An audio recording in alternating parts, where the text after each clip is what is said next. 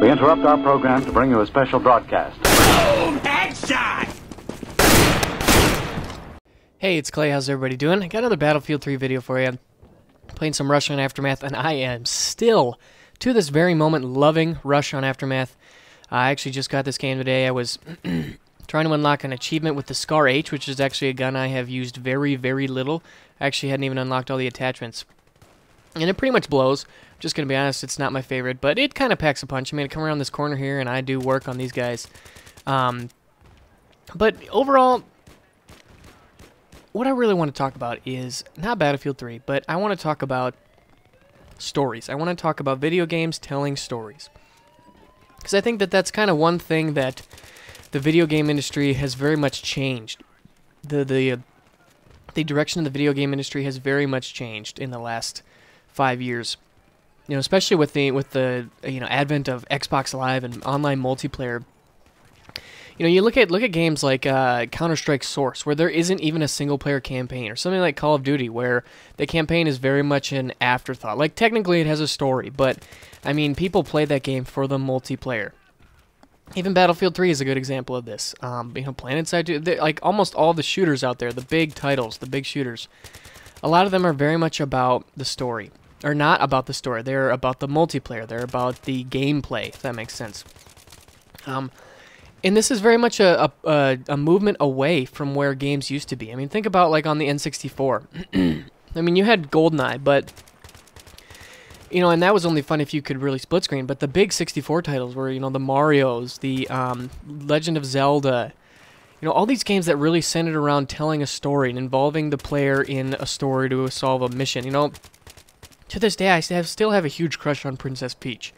You know, it just is one of those things that we grew up with these games that told stories, you know, epic RPGs. A lot of those are things of the past, and even like the way that RPGs have changed now, a lot of them have become very open world, very sandboxy. You know, so the whole sandbox idea is really taking over with the way that the Elder Scrolls series has changed. You know, something like Skyrim.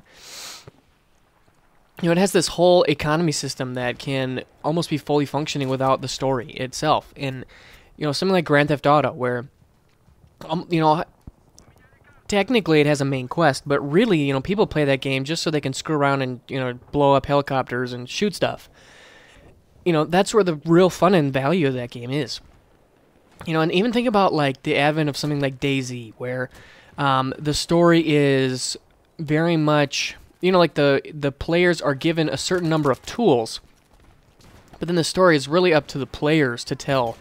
It's really up to whatever you want to do. If you want to be a bandit, if you want to be whatever, you know, it's all about what you want it to be.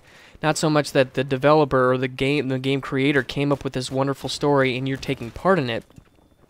It's more now dependent on you kind of using the tools that are given to you. Something like Minecraft is a good example, where you're given a certain set of tools, and you know there are rules that you participate in the world, but then you can kind of pick and choose where you want to go from there. You can kind of pick and choose how the story goes for you. You can choose what interests you, what doesn't interest you. It's all self-driven.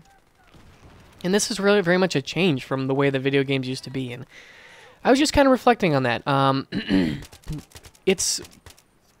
don't know, I think it's one of those things where writing a good story is difficult. It's definitely, and I think sometimes it's easier to maybe try to just, you know, implement something based on a game mechanic, if that makes sense, rather than a story.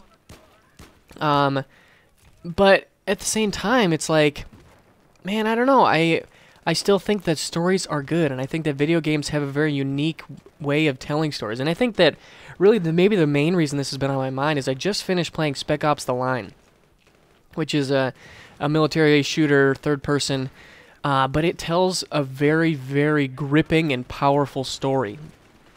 I think it technically has multiplayer, but really the heart of it is in its single player, and it's an extremely heart-wrenching experience to play through this campaign. You know, the emotional impact is extremely high. I mean, it's just like, wow, you cannot play through this and not get this, you know, pit in your stomach because of what your character is doing. And it's very, very interesting the way that the developers tell this story. I think that they did a really good job with it, and it's extremely refreshing to play a game that told a story rather than, try to discuss game mechanics and gun balance and all these other things that we've kind of become accustomed to. It's very much shows how much the video game world has drifted away from telling stories. And I think that's I don't know I think it's good that when you use the word tell a story, I think that it is good that has changed and grown. I think it's good that I think the Western world really enjoys having a sense of independence and a sense of when a story is what do they call it, on tracks, or when the campaign is on rails, I think is the term for it.